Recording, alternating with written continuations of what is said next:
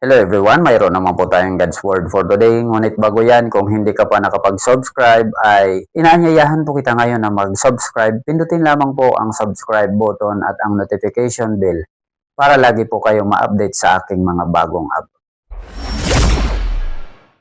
Now, ang teksto po mga kapatid na ating tatalakayin ngayon ay nandito po sa Hebreo 12:2. Ang sabi, ituon natin ang ating paningin kay Hesus na siyang pinagmumulan at kabuuan ng ating pananampalataya. Dahil sa kagalakang naghihintay sa Kanya, hindi niya ikinahiya ang mamatay sa cross at siya ngayon nakaupo sa kanan ng trono ng Diyos.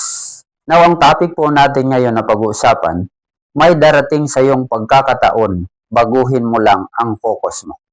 Ano po ang baguhin natin sa ating focus o pinagtutuunan ng panahon? Mayroon po tayong tatlong paraan ang dapat nating malaman. Ang una, ituon ang buhay kay Hesus, hindi sa mga propaganda ng dyablo. Ang sabi po ng Bible, ituon natin ang ating paningin kay Hesus na siyang pinagmumulan at kabuuan ng ating pananampalataya. Sinasabi rin po mga kapatid sa Colosas 3:2, ang mga bagay na panlangit ang isaisip ninyo, hindi ang mga bagay na panlupa. Now mag-ingat sa propaganda ng dyablo, pero sa dulo, ibabagsak ka. Halimbawa na lang, okay lang yan, hindi naman yan mali. At saka, pagsisisihan mo lang, okay na yan sa Diyos. Mayroong mga ganyan, dati mali yan, dati masama yan, pero ngayon okay na ang lahat. Pwede ka na magdesisyon sa gusto mo. Walang mali sa ginagawa mo, basta magpakita ka lang ng kabutihan, ipakita mo lang yung pag-ibig, iparamdam mo lang ang pag-ibig at pagmamalasakit mo. So, propaganda lang pala ng dyablo. Kaya ang sabi sa 2 Korinto 11:14, hindi ito dapat pagtakhan.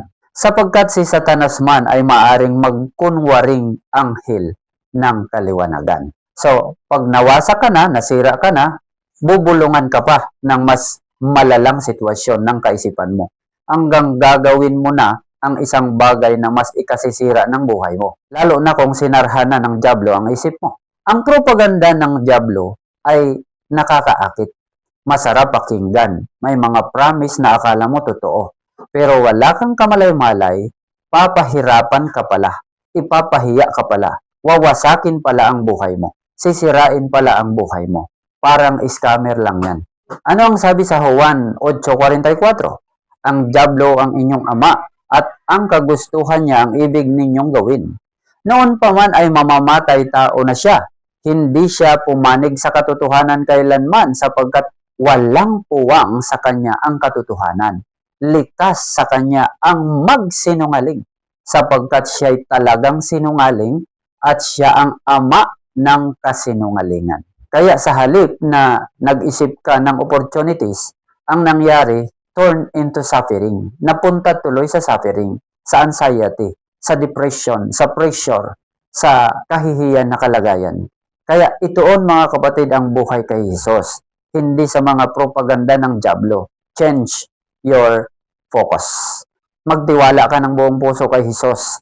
Panaligan mo siya, iasa mo ang iyong buhay sa Kanya dahil siya ay totoong kakampi. Hindi lang kakampi, tagapagligtas pa ng ating buhay, tagapag-ayos ng buhay. Ang dating wala ng pag-asa, pero sa Kanya ay nabibigyan niya ng tunay na pag-asa. Kaya ngayon pa lang mga kapatid, kung nabitag ka sa propaganda ng dyablo, ngayon pa lang ay baguhin mo na, alisin mo na, at magpasya kang ilagay kay Hesus ang future mo, ang kinabukasan mo, dahil siya ang tunay na ilaw ng buhay. Ano ang sabi sa Juan 8:12? Then Jesus spoke to them saying, I am the light of the world. He who follows me shall not walk in darkness but have the light of life. May darating sa iyong pagkakataon. Baguhin mo lang ang focus mo. Ano ang baguhin natin sa ating focus o pinagtutuunan ng panahon? Ang una po, ituon ang buhay kay Hesus, hindi sa mga propaganda ng dyablo. Number 2, ituon ang buhay sa magagawa ng Diyos, hindi sa ating magagawa. Alam mo kapatid, walang masama sa ating pagsisikap. Ang masama dito kung dito na tayo nakatuon, na siyang dahilan na gagawin na lang natin ang lahat. Kalimutan na lang ang lahat. lalo na si Lord. Basta't makuha natin ang ating nais makuha o makamit. Pero minsan, maraming umuwing bigo, umiiyak dahil nga ang katotohanan hindi natin kaya mag-isa. Fix your eyes on what God is able to do, not on what we are able to do. Set your life on God's power, not on our own effort. Kaya tayo bilang tao, may limitasyon lang tayo. Malayo ang agwat natin sa Diyos. Napakaliit lang ng memory, storage capacity ng ating buhay compare kay Lord. Ang milya-milyang layo sa atin, malapit lang sa Diyos yan. Ang gabi sa atin sa Diyos parang araw lang yan. Hindi mo makikita at alam ang nangyayari sa ibang bansa, pero kay Lord lahat kita at alam niya. Hindi mo basa ang isip at puso ng tao, pero sa Diyos kita at basa niya. Napakalayo, kapatid, ng agwat niya sa atin. Isa lang tayong hamak. Kaya kung opportunities ang pag-uusapan, wala ito sa tao. Nasa Diyos ito. Lahat magagawa niya. Lahat ng iniisip o pangarap natin, basta't niloob ng Diyos at regalo niya para sa atin, ibibigay niya ito, kapatid. Minsan ang tao sikap ng sikap para mabuhay, para kumita, pero maya-maya o kinabukasan wala na naman. Walang naipon, nagkautang-utang pa nga. Kung may naipon man, napupunta rin sa mga malalaking gastusan na hindi natin inaasahan dahil nagkaproblema. Kaya mga kapatid, isama natin si Lord sa ating plano at mga pangarap. Lagi dapat tayong nakadepende sa Kanya at sa Kanyang plano. Sa halip na masyado kang buhos sa lakas mo, na halos pagod ka na, loaded ka na, bakit hindi mo bigyan ng maraming oras ang source ng lahat? Ang switch ng pangarap mo. Ang may kakayahan na baguhin ang buhay natin mula sa mahirap na sitwasyon tungo sa pinagpapalang sitwasyon. Sabi nga sa Jeremiah 7:10, Blessed is the man who trusts in the Lord and whose hope is in the Lord. Sabi rin sa Psalms 91:14-16, Because he has set his love upon me, therefore I will deliver him. I will set him on high, because he has known my name. He shall call upon me, and I will answer him. I will be with him in trouble. I will deliver him and honor him. With long life I will satisfy him and show him my salvation. Kaya mga kapatid, may darating sa iyong pagkakataon. Baguhin mo lang ang focus mo. Ano ang baguhin natin sa ating focus o pinagtutuunan ng panahon? Number 2, ituon ang buhay sa magagawa ng Diyos, hindi sa ating magagawa. At number 3, ituon ang buhay kung ano ang magagawa mo para sa Diyos, hindi sa kung ano ang magagawa mo dito sa mundo. Ang tao maraming magagawa dito sa mundo, ayon at depende sa capacity niya. Halimbawa, yung achievement, successful life, yung business, to gain money, for opportunity, and also for popularity, validation ng tao, approval ng tao, love and wrong relationship, happiness. But all of this will come to an end. All of this will pass away because it is temporary. Live for what you can do for God, not for what you can gain from the world. Set your heart on serving God, not on worldly success. Kasi ang tunay na pagpapalang may dalang satisfaction, contentment, ay galing sa Diyos.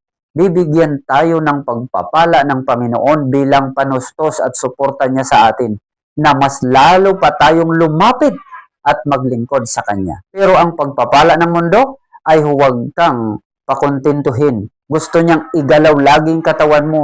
Gusto niyang hindi ka makatulog sa kakaisip ng diskarte para makakuha ka pa ng marami, hanggang sa mapagod ka, hanggang sa lunorin ka sa oras, hanggang sa maging busy ka na, hanggang sa hindi ka na makausap, hanggang sa mataas na tingin mo sa sarili mo, hanggang sa nag-iisip ka na ng sarili mong shelter at comfort, hanggang sa ibang tao ka na at napalayo na sa Diyos. This is the glory of the world. This is worldly praise, but it fades. Nawawala lang din yan, kapatid. But the Bible says sa ating mga anak ng Diyos, sabi po sa 1 Corinthians chapter 6 verse 20, For you were bought at a price. Therefore, take note, glorify God in your body and in your spirit, which are gods. So, anong sabi? Glorify God in your body. Sabi naman sa 1 Corinthians chapter 10 verse 31, therefore, whether you eat or drink or whatever you do, take note, whatever you do all to the glory of God. Kaya gawin natin yung magagawa na makapagbigay honor sa ating Panginoon.